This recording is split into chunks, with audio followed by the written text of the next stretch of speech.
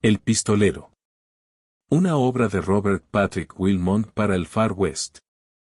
Mi abuelo me contó la historia de Matt Howard, y tenía excelentes motivos para conocerla al dedillo, a pesar de que Matt había llegado a Dragon Springs antes de que mi abuelo naciera. Matt llegó solo, y llegó a pie. No llevaba ni botas ni pantalones, y sí, en cambio, una flecha chiricahua, a la que faltaba la mitad superior, enterrada en los músculos de su pecho. El día había sido tormentoso, con nubes bajas y gélidos vientos. La única calle de Dragon Springs estaba tan vacía como el día que precedió a la creación del mundo, cuando el herido se desplomó ante la puerta de la casa de Secundino García. Matt iba sucio como si no se hubiera lavado en toda su vida, y su camisa de largos faldones y sus calzoncillos de algodón le daban el aspecto de un desastrado fantasma. Secundino García, que era el dueño de la única caballeriza de Dragon Springs, no creía en fantasmas ni aparecidos, al menos durante el día. Cuando Matt se presentó a su puerta en aquel frío atardecer, el mexicano estaba pidiendo al cielo que obrara un pequeño milagro, a fin de que su negocio prosperase un poco, y un hombre que no iba a caballo no podía ser, en modo alguno, la respuesta a su plegaria. Se disponía a reflexionar seriamente acerca de diversos temas, incluido el de los probables antepasados de Matt, cuando vio la mancha de sangre que se iba agrandando en la camisa del forastero. Se inclinó sobre el caído, y un instante después sus gritos pidiendo socorro penetraban en el salón la última oportunidad. Salieron 4 hombres, 3 vaqueros que estaban lo bastante sobrios para andar, y un ovejero que estaba lo bastante sobrio para correr. Este último fue enviado a buscar al doctor Aplegate, en tanto que los primeros, ayudados por Secundino, transportaban al herido al Hotel Esmeralda, propiedad de Mike Corbett. Colocaron a Matt en la cama del propio Mike y cortaron una sábana a tiras para hacerle un vendaje provisional y detener la hemorragia. Luego hicieron pasar un vaso de whisky entre sus dientes, mientras esperaban la llegada del médico. Dice mi abuelo que, según le contaron, la espera fue bastante prolongada.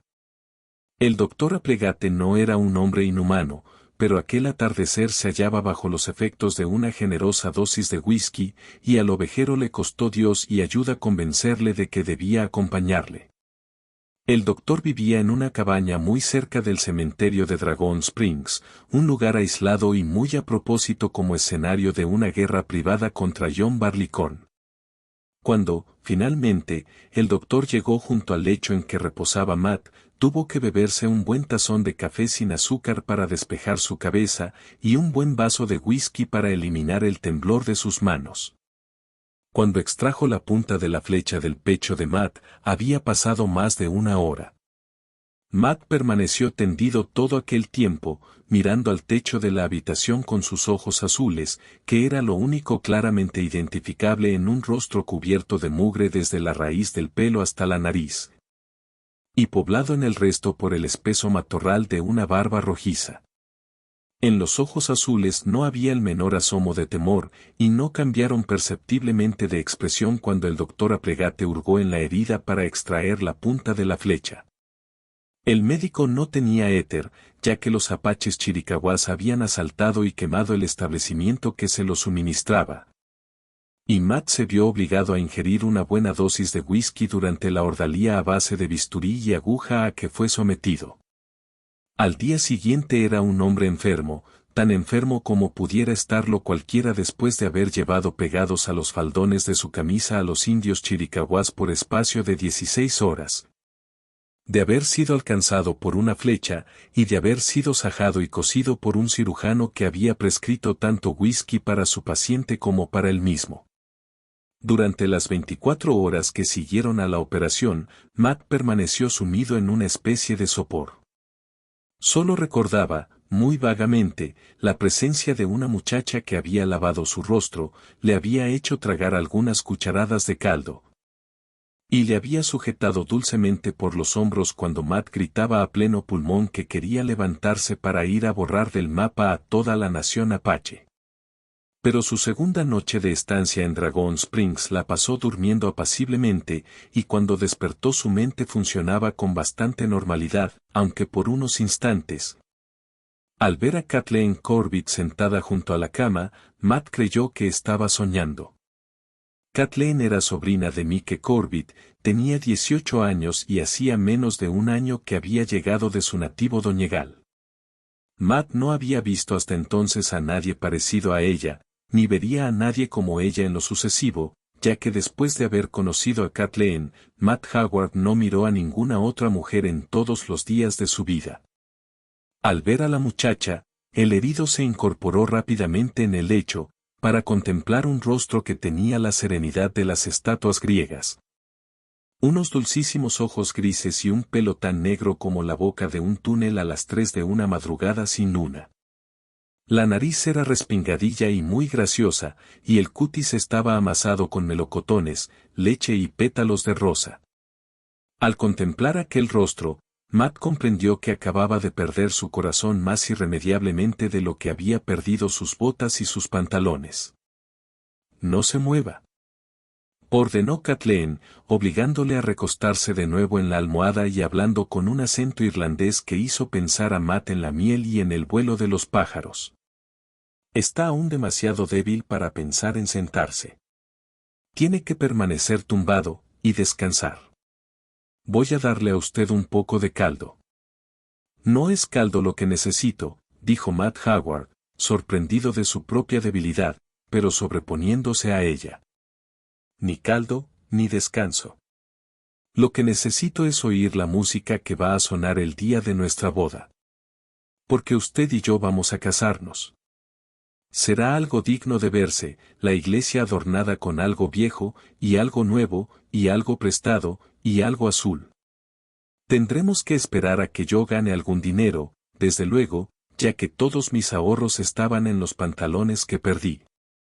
Pero podemos, para empezar, fijar ya la fecha. No me gustan los hombres que agarran a la ocasión por los pelos en cosas tan serias, replicó seriamente la muchacha. Y, hablando de pelos, mi tío Michael dice que ha tenido usted mucha suerte de que los indios no le hayan arrancado la cabellera. Una sonrisa asomó a sus labios, pero desapareció rápidamente. Pudo haberla perdido, lo mismo que perdió los pantalones. Hablando de cabelleras, dijo Matt Howard, puedo asegurarle que nunca he visto un pelo tan maravilloso como el suyo. Hablando de cabelleras, replicó Kathleen, no puedo decir que su pelo sea maravilloso, pero sí, al menos, que es muy abundante. Si los indios llegan a escalpelarle, hubieran podido llenar 3 colchones con su pelo. Y, ahora, ¿puedo hacerle una pregunta, delicada? Pregúnteme todo lo que quiera, afirmó calurosamente Matt. El caso es que siga sonando su deliciosa voz. Bien, dijo Kathleen, con la sonrisa jugueteando de nuevo en sus labios. ¿Cómo es que ha llegado aquí con tan poca ropa? Es imposible que los apaches le hayan sorprendido bañándose o lavándose la ropa, ya que su aspecto y el olor que despide demuestra que no es usted aficionado a esas cosas. Matt sonrió. He pasado 3 semanas montado a caballo, explicó, y es un hecho sabido que un caballo no perfuma a un hombre. En el lugar donde me encontraba, a duras penas conseguía disponer de agua para beber, y esto justifica que no me bañara. La banda de guerreros apaches me sorprendió durmiendo, antes del amanecer, y no tuve tiempo de ponerme los pantalones. Y, ahora que he respondido a su delicada pregunta, ¿puedo preguntar a mi vez cuándo vamos a casarnos? Cuanto más pronto sea, mejor. No podemos perder tiempo, si queremos fundar una familia. Kathleen se puso en pie. Sus juveniles mejillas se habían coloreado intensamente. Ya le he dicho a usted que no me gustan los hombres que corren demasiado, dijo. A continuación puso en las manos de Matt la taza de caldo que tenía en las suyas. Tendrá que tomarse el caldo usted mismo, amigo. Un hombre que esté lo bastante fuerte para pensar todas esas cosas no necesita mi ayuda para beberse un poco de caldo. Pero, volverá usted, ¿verdad? Inquirió ansiosamente Matt mientras la muchacha se dirigía hacia la puerta. Ni lo piense, respondió Kathleen Corbett en tono firme. Me espera mucho trabajo, sirviendo las mesas y ayudando a la cocinera. Hago más falta abajo que aquí, y, de todos modos, no podría estar en dos lugares al mismo tiempo, ni que tuviera alas como un pájaro. Pero Matt pareció tan desconsolado, que Kathleen sonrió desde la puerta y su voz era más amable cuando habló de nuevo. Lo primero que tiene que hacer es ponerse bien. Tranquilícese, descanse, y luego hablaremos de matrimonio, si es que sigue usted tan empeñado en la idea. Aunque le advierto de antemano que había decidido ya quedarme soltera. En una región tan salvaje como esta, una muchacha puede convertirse en viuda antes incluso de haber sido una mujer casada de veras. Es usted irlandesa, dijo Matt Howard, y eso quiere decir que es tan tosuda como una mula. Pero la quiero a usted tal como es, y en muy poco tiempo me habré convertido en el mejor hombre de todo el territorio de Arizona. El doctor Aplegate, un cínico que no creía en el amor ni en los milagros, atribuyó a su propia habilidad profesional todo el mérito por el rápido restablecimiento de Matt.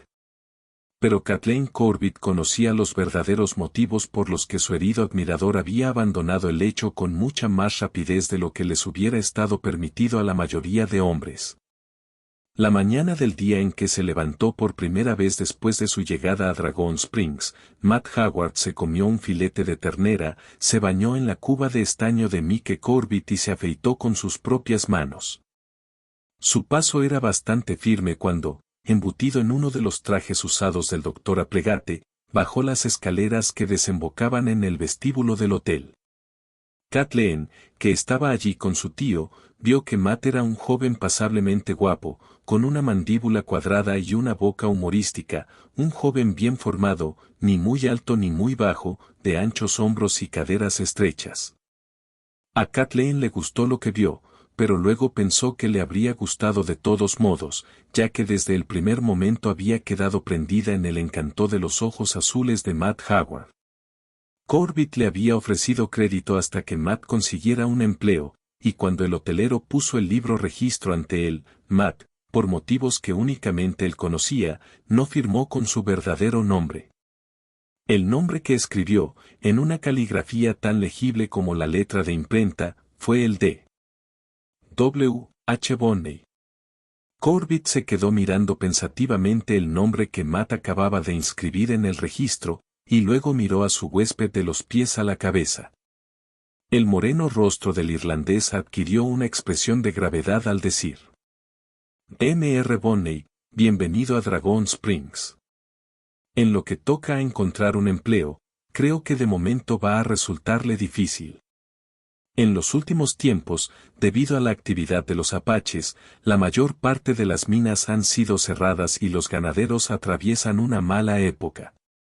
Pero el puesto de alguacil está vacante en el pueblo. Muchísimas gracias, le interrumpió cortésmente Matt.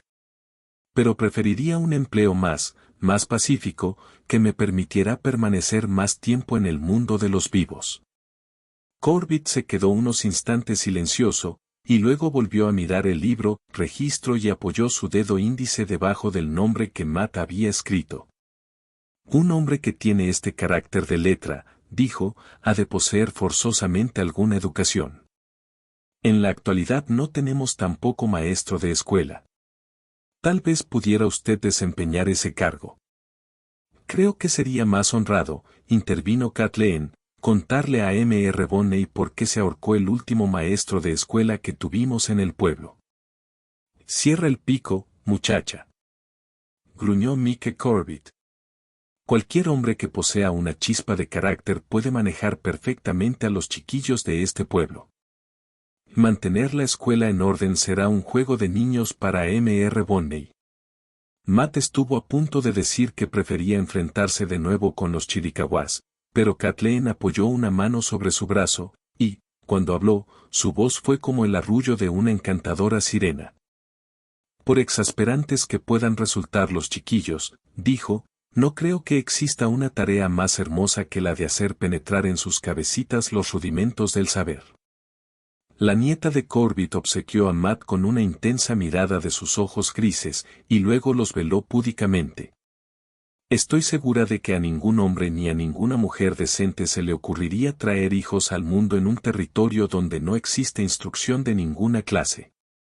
Bueno, dijo Matt Howard, al parecer mi destino es convertirme en maestro de escuela, aunque es casi seguro que algunos de los escolares saben mucho más que yo.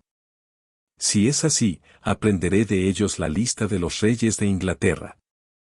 No mencione usted los reyes de Inglaterra en nuestra presencia, exclamó Mike Corbett. Matt no había tenido en cuenta que el hotelero era irlandés. Y, descuide, Mr. Bonney, ninguno de los chicos de la escuela podrá enseñarle a usted nada. Y como mi garganta me está indicando que ha llegado la hora de echar el primer trago de la mañana, vamos a acercarnos al salón para cerrar el trato.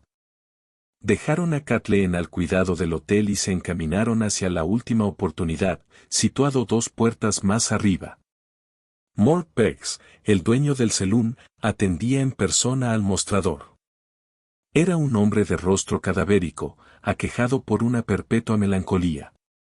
Pero aquella mañana su habitual aspecto melancólico era más acusado que de costumbre, y pareció acentuarse todavía más cuando Mike y Matt entraron en el salón. El hecho no se debía a que no simpatizara con Mike, ni a que no apreciara debidamente el que el dueño del hotel le trajera un nuevo cliente. No. La verdad era que Mort estaba preocupado por la presencia en su establecimiento de un hombre llamado Salinas, que bebía solo en un extremo del mostrador. Salinas era un hombre alto como un castillo y fuerte como un toro, con unos brazos de gorila y una imponente barba negra. Sus actividades no estaban muy claras, y se sospechaba que utilizaba su cabaña, situada en las afueras del pueblo, como una guarida para los forajidos que infestaban la región. Aquella mañana, en el establecimiento de Mort, Salinas estaba bebiendo vaso tras vaso de whisky, y sus ojillos aparecían ya inyectados en sangre, por los efectos del alcohol y de sus propios pensamientos. Más venenosos que el peor de los tóxicos. El gigante llevaba un enorme 44 colgado de la cintura, en la parte izquierda, con la pistolera atada al muslo. Mort Pegs estaba preocupado porque sabía que Salinas bebía los vientos por Kathleen Corbett, y sabía también que su pecho se había inflamado de feroces celos al enterarse de que la sobrina de Mike hacía el papel de enfermera cerca del forastero herido. El dueño del salón temía que se produjera un conflicto, y la situación no tardó en justificar sus temores. Salinas se volvió a mirar a los recién llegados, clavó sus porcinos ojillos en Matt y dejó oír un explosivo gruñido. En aquel momento estaba mascando tabaco, y cuando Matt pasó por su lado escupió por el colmillo un chorro de líquido pardo oscuro, que fue a incrustarse en la bota derecha de Howard. Un ominoso silencio llenó el salón. El propio Salinas rompió el silencio, con una voz que resonó como el estallido de un trueno en plena montaña. «Y mirad quién está aquí», exclamó. «¿Y qué me aspen si no es el héroe de la guerra contra los Inhuns en carne y hueso? Había oído decir que eras muy poquita cosa, pero veo que se quedaron cortos. No me extraña que perdieras las botas y los pantalones de tanto correr delante de los indios». Mike Corbett dirigió a Salinas una mirada despreciativa y habló a Matt en tono deliberadamente desdeñoso. «Le ruego que no preste la menor atención a ese tipo», le dijo. «Lo que tiene ante sus ojos no es más que una hedionda mofeta de 2 patas, comida por la lujuria. Puso sus asquerosos ojos sobre mi sobrina, hasta que ella se los cerró con una cacerola de cobre, el día que ese sujeto se atrevió a seguirla hasta la cocina del hotel. No le haga caso». Salinas profirió una horrible blasfemia y acercó su mano a la pistolera. Matt no llevaba ninguna arma, y la velluda mano de Salinas se posó unos instantes sobre la funda de su revólver, como si aguardase a que su rival hiciera el menor gesto que pudiera justificar el disparar sobre él. Matt Howard avanzó unos pasos y alzó los ojos hasta el rufianesco rostro de Salinas. No aconsejaría a ningún hombre que me buscase las cosquillas, dijo Matt en voz baja y penetrante. Ignoro los motivos que le han inducido a insultarme y a buscar camorra, pero le aseguro que si desea jaleo, quedará complacido. El rostro de Matt, muy pálido a consecuencia de su reciente enfermedad, tenía un aspecto tan mortalmente frío como el sonido de su voz. Tal vez le convenga enterarse de una cosa antes de llevar adelante este asunto. No sé quién es usted, pero mi nombre es Bonney. Cuando Matt terminó de pronunciar este nombre que no era el suyo, los ojillos de Salinas quedaron desencajados y el gigantón pareció encogerse hasta quedar convertido en un enano. Su mano se apartó de su pistolera, como si el contacto con ella quemara sus dedos, y retrocedió un paso mientras miraba a Matt con una expresión de incontenible terror en los ojos. ¿Ha dicho usted Bonney?, inquirió, con voz temblorosa. He dicho Bonney, respondió tranquilamente Matt. ¿Tiene usted algo que objetar? El vaso de whisky que había estado bebiendo Salinas resbaló del mostrador y cayó al suelo, rompiéndose en 1000 pedazos, al ser empujado por el codo del hombretón, que había retrocedido otro paso. Le ruego que no tome en cuenta mis palabras, murmuró Salinas. He bebido un poco más de la cuenta y no sabía lo que estaba diciendo. No tenía la menor intención de ofenderle, Mr. Bonney. Acepte mis disculpas. Los ojos de Mort Peck se abrieron como platos al ver que Salinas giraba repentinamente sobre sus talones y se dirigía hacia la puerta del celún como alma que lleva el diablo. Cuando el gigante hubo salido, Mort exclamó: Si no lo veo no lo creo. De modo que por fin ha salido alguien que le pusiera las peras a cuarto a ese fanfarrón de los diablos. Quienquiera que sea usted, Mr. Bonney, contrato sus servicios, al menos para obligar a ese cerdo indecente a que me pague todos los espejos que me ha destrozado. Pero Mike Corbett, enjugándose el rostro con un pañuelo, se quedó mirando a Matt con una extraña sonrisa. Ha sido una verdadera suerte que llevara usted la chaqueta del doctor Aplegate, exclamó fervorosamente. De no ser así, ese tipo se hubiera dado cuenta de que iba usted desarmado. ¿Puede usted decir que acaba de volver a nacer en este momento, Mr. Bonney? Mort, sírvenos un buen trago para olvidar el mal rato que acabamos de pasar. El corazón de Kathleen Corbett dejó de latir unos instantes cuando la muchacha oyó el relato del encuentro entre Salinas y Matt Howard. Kathleen expresó sus temores de que Salinas pudiera preparar una emboscada a Matt y disparar contra él a traición. Pero Matt afirmó que no creía que Salinas hubiera quedado con ganas de meterse con él, y Mike Corbett juró que Salinas pagaría muy cara cualquier posible traición. Aquella noche, Matt Howard se acostó sintiéndose el más feliz de los mortales, pensando en la preocupación que Kathleen había demostrado por él. Cuando, a la mañana siguiente, se hizo cargo de la escuela, estaba tan alegre como no lo hubiera estado ningún hombre obligado a enfrentarse con 35 alumnos, incluidos algunos que eran tan altos como el propio Matt. Matt daba las clases en un edificio de una sola planta, construido de adobes, que había perdido una parte de su tejado. El último maestro de escuela, el que se había ahorcado, había quemado todos los libros de texto en el curso del acceso que le llevó a destruirse a sí mismo, y la disciplina estaba también muy relajada. Matt actuó con toda rapidez para subsanar ambas deficiencias. Pidió prestada una Biblia a George Turner, el herrero, y utilizó los evangelios como libro de texto, diciendo que si habían sido lo bastante buenos para innumerables santos, no podían dejar de ser igualmente buenos para los jóvenes pecadores de Dragon Springs. La mañana en que empezaba su segunda semana de actuación como maestro de escuela, antes de que su herida estuviese completamente cicatrizada, Matt zurró la badana a los gemelos Tolliver. Un par de muchachotes de 17 años, tan desarrollados como un hombre, que eran los elementos más díscolos de la clase y los que encabezaban todas las revueltas escolares. Con esa demostración, Matt consiguió que las clases se desarrollaran en un ambiente tan tranquilo como una balsa de aceite. Pero, A pesar de la importancia que concedía al éxito que representaba el restablecimiento de la disciplina, el nuevo maestro comprendía que su sistema de enseñanza dejaba mucho que desear, aunque se esforzaba poniendo a contribución sus mejores esfuerzos. Su existencia se deslizaba plácidamente, sin problemas que le inquietaran, ya que aparte de dar clase no tenía más ocupación que la de hacer la corte a Kathleen Corbett. Matt cortejaba a Kathleen cada noche, con un trapo de cocina en las manos. Entre las diversas obligaciones de la muchacha contaba la de fregar los platos de la cena en el hotel de su padre. Kathleen sugirió que un hombre de veras no podía permanecer sentado contemplando cómo trabajaba una mujer, y añadió que el trabajo de esa mujer sería menos pesado si el hombre la ayudaba. De modo que Matt se hizo cargo del trapo de cocina para secar los cubiertos y los platos. Mike Corbett se mofaba despiadadamente de Matt por sus actividades en la cocina, pero Matt perseveró en el secado de platos y cubiertos y perseveró también en su cortejo, hasta que, al llegar la Nochebuena, Kathleen le dio el anhelado sí. Fue entonces cuando Matt le contó a la muchacha que estaba utilizando un nombre que no era el suyo, pero al disponerse a dar una explicación del hecho, Kathleen le dijo que no le importaba un pepino que se llamara Jerónimo o Magnus Colorado.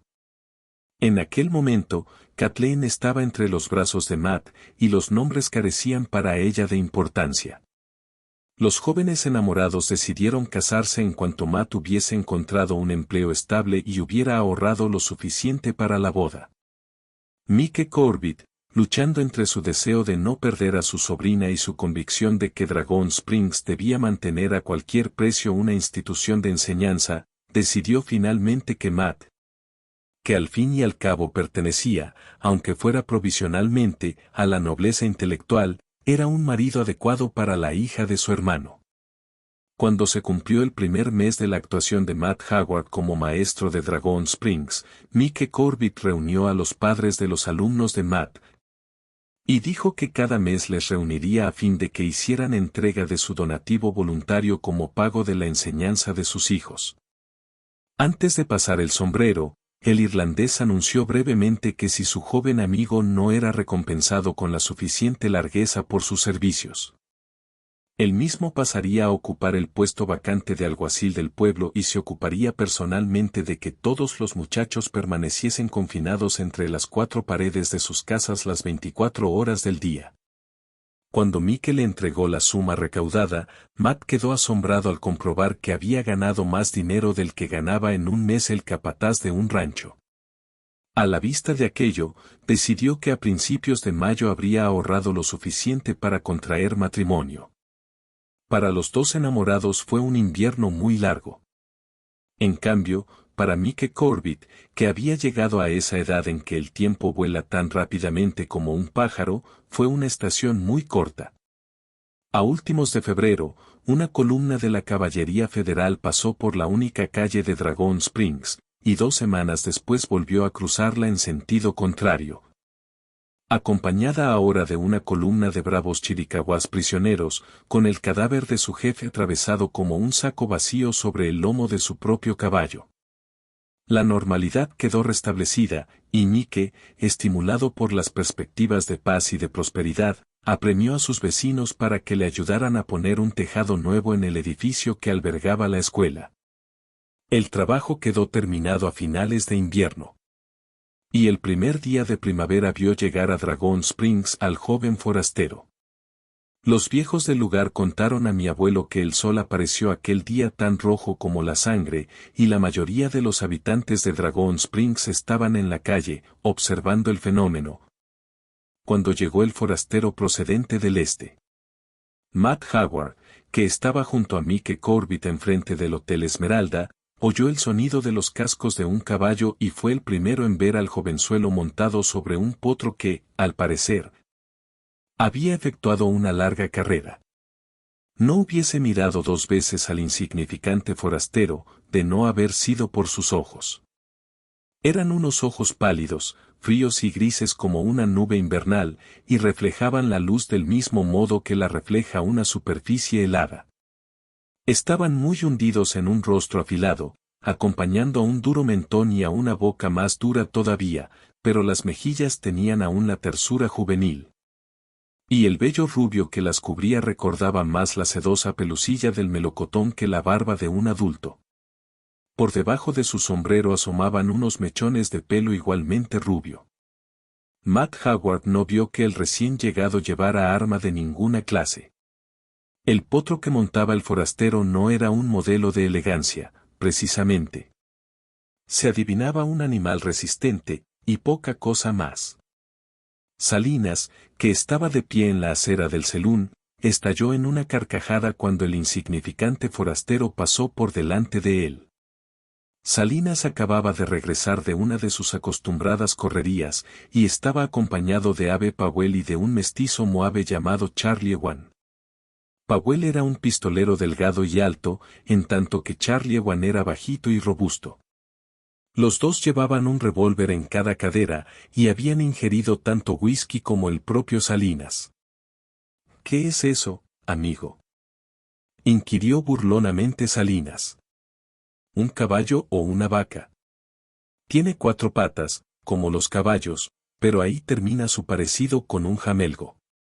Los 3 compinches se hicieron coro en una estrepitosa carcajada. El joven rubio tiró de las riendas de su montura y la obligó a avanzar en dirección a Salinas y sus 2 amigos. Un compañero mío me dijo en cierta ocasión que había leído un libro.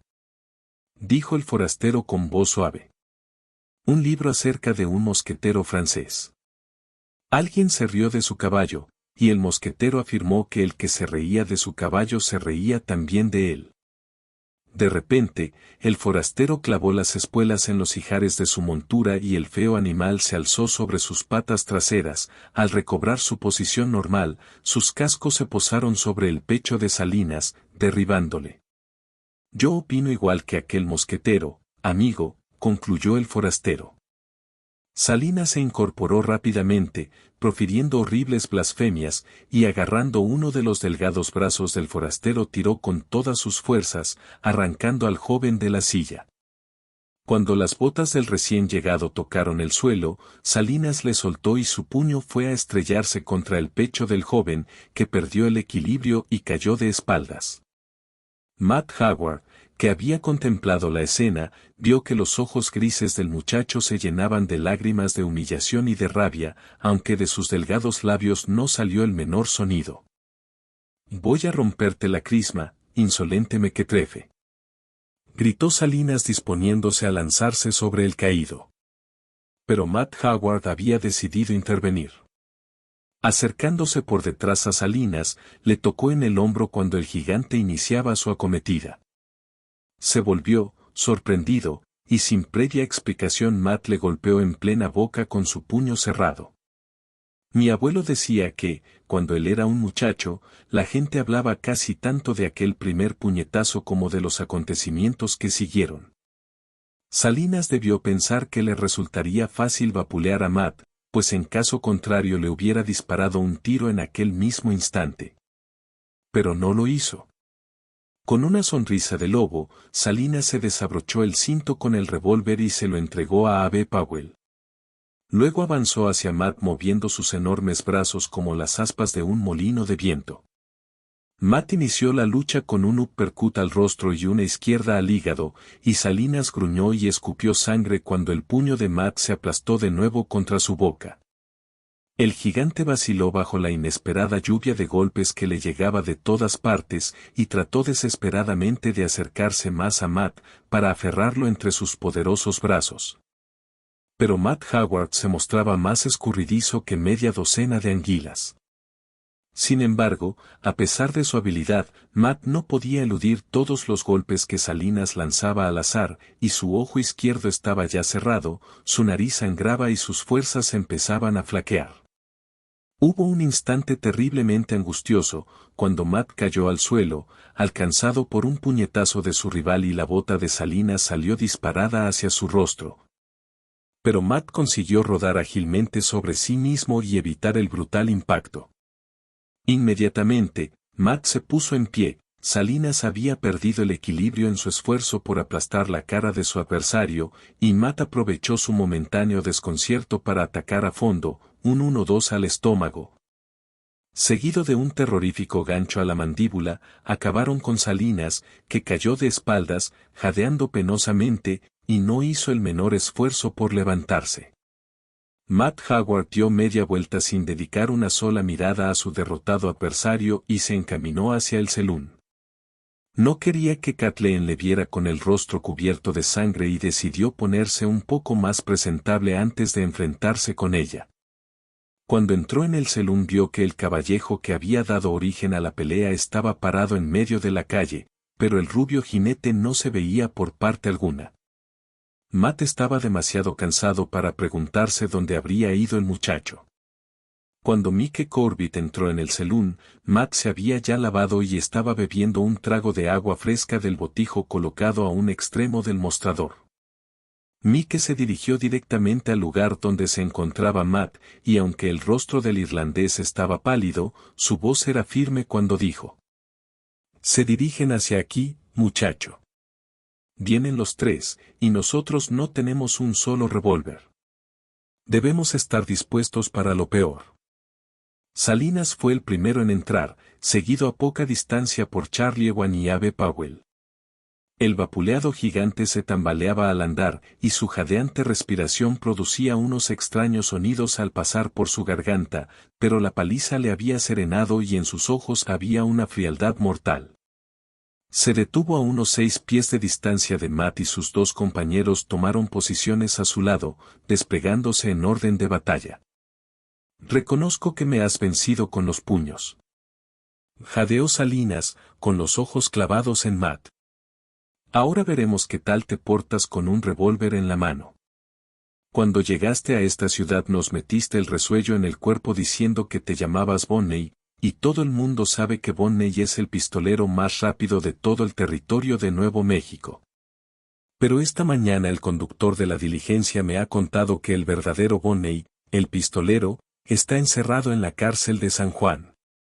De modo que te has caído con todo el equipo, Bonney, o como quiera que te llames». Salinas hizo una seña a Charlie Ewan. El mestizo sonrió diabólicamente, sacó uno de los 2 revólveres que llevaba al cinto y lo lanzó haciéndolo deslizar por el suelo, hacia Matt. El arma fue a chocar contra una de las botas de Matt Howard, que en aquel instante pensó en Kathleen Corbett. La muerte le acechaba detrás de 3 pares de ojos, pero Matt poseía el indomable orgullo de la juventud, que era más fuerte que todos los temores y todas las nostalgias. Cuando se disponía a recoger el revólver de Charlie Ewan, vio al joven rubio. El joven había entrado en el salón tan silenciosamente como un gato, y se había detenido tan cerca de Abe Powell que podía tocarle con solo alargar el brazo. El forastero llevaba la chaqueta desabrochada y de su cinto colgaba un 38 que había robado en la tienda de Amos Tolliver, mientras Amos, el armero del pueblo, contemplaba la lucha entre Salinas y Matt. El pálido rostro del joven no demostraba la menor emoción, pero Matt no olvidaría nunca la terrible mirada de sus ojos grises. Un momento. La voz, a pesar de su suavidad, restalló como un latigazo en el silencio del salón. La terrible mirada de los ojos grises estaba clavada en el rostro de Salinas. «Creo que tengo el derecho de prioridad en este asunto». Los 3 hombres eran rápidos, pero el muchacho fue más rápido que ellos. Sacó el 38 a una velocidad imposible de ser seguida por el ojo humano. El revólver ladró por 3 veces. Ni Salinas, ni Abe, ni Charlie tuvieron tiempo de sacar. Más tarde, Mike Corbett dijo que el aspecto del joven en el momento de disparar era la viva imagen del dios de la venganza y de la muerte. Matt ratificó la opinión del irlandés. De los 3 hombres que se enfrentaron al joven rubio, únicamente uno de ellos, Charlie Ewan, sobrevivió a sus heridas. El muchacho enfundó rápidamente su revólver cuando el asunto hubo terminado y miró a Matt, de sus ojos grises había desaparecido la terrible expresión que tenían unos segundos antes. Cuando habló, Lo hizo en el tono cortés que un joven bien educado emplea para dirigirse a una persona mayor. Voy a pedirle un favor, señor, dijo. Deseo que me explique usted por qué ha venido utilizando el nombre de Bonney. Creo que tengo derecho a pedirle esa explicación, porque se trata de mi nombre. Matt, cuyos oídos estaban aún aturdidos por el reciente estallido de los disparos, volvió su rostro sorprendido hacia el muchacho, y le miró a través del humo que flotaba como un oscuro velo ante sus ojos. Hace un año, en Kansas, maté a un hombre en el curso de una pelea a puñetazo limpio, explicó Matt, en tono cansado. Yo ignoraba que aquel hombre estaba enfermo del corazón, pero hubiera podido evitar la lucha si no me hubiese dejado llevar de mi exaltado temperamento. Después de ocurrir aquella desgracia, me juré a mí mismo que no volvería a luchar nunca más, si podía evitarlo. El pasado otoño anduve por Alamogordo y oí hablar de usted. No pudo evitar el llamarle de usted, a pesar de la evidente juventud de su interlocutor. Pensé que si me hacía pasar por Bonney mientras estuviera aquí, la gente me dejaría en paz y no me provocarían a una pelea. Creí que todo el mundo estaba enterado de que Billy el niño se llama, en realidad, Will Bonney. El muchacho sonrió, pero su sonrisa no revelaba ninguna alegría interior, era una sonrisa pálida, descolorida. Me encontraba encerrado en la cárcel de San Juan, explicó, con su voz suave, que contrastaba extrañamente con el huracán de violencia que había desencadenado hacía unos instantes y que indefectiblemente se asociaba con su famoso apodo. Oí comentar que un hombre estaba utilizando mi apellido en este pueblo. Me escapé de la cárcel y cogí el primer caballo que se puso a mi alcance, sin disponer siquiera de un revólver. Me dije a mí mismo: Billy, si es que verdaderamente te encuentras en aquella parte del territorio de Arizona, debes ponerte en camino inmediatamente, para ver lo que estás haciendo allí. A continuación, el joven rubio, al que Matt contemplaba como fascinado, se inclinó sobre el cadáver de Salinas, extrajo el 44 de la funda del gigante. Se lo colocó en la cintura y echó a andar lentamente hacia la puerta de salida del selún. Casi todos los habitantes de Dragon Springs se habían aglomerado ante el selún, pero se apresuraron a abrir un pasillo para dejar paso a Billy el niño. El muchacho se detuvo ante la puerta, miró hacia atrás y sonrió de nuevo a Matt. Maneja usted los puños como nadie, amigo mío, dijo, con su voz suave, y puede estar seguro de que le envidio sinceramente. Si yo estuviera en su lugar, no me preocuparía demasiado por lo que ocurrió en Kansas, hace un año. Las cosas ocurren siempre como tienen que ocurrir, sin que podamos hacer nada para evitarlo. Y no ocurre nada que no tenga una finalidad determinada. Si usted no hubiera matado a un hombre que no merecía morir, no se me hubiera presentado la oportunidad de liquidar a dos bandidos de la peor especie, los cuales hubieran asesinado, cegaramente, a un gran número de honrados ciudadanos si yo no hubiera acabado con ellos. Siempre sucede lo que tiene que suceder, amigo.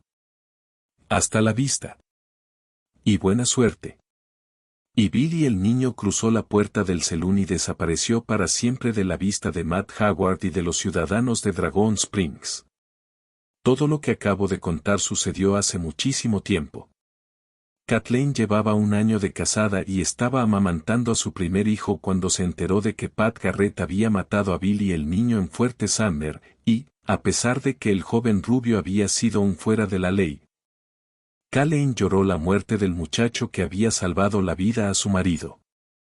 Kathleen Corbett y Matt Howard vivieron muchos años y llevaron una existencia plácida y tranquila, y Kathleen repetía siempre que en el peor de los hombres puede encontrarse algo noble y generoso.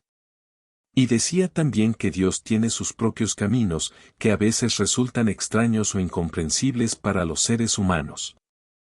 Mi abuelo, que fue el séptimo hijo de Kathleen Howard, me enseñó a creer en esas cosas, y yo creo todavía en ellas. Fin de la historia. Si te gustó, te invitamos a dar un like. Y si deseas, a suscribirte. Muchas gracias por visitar el canal.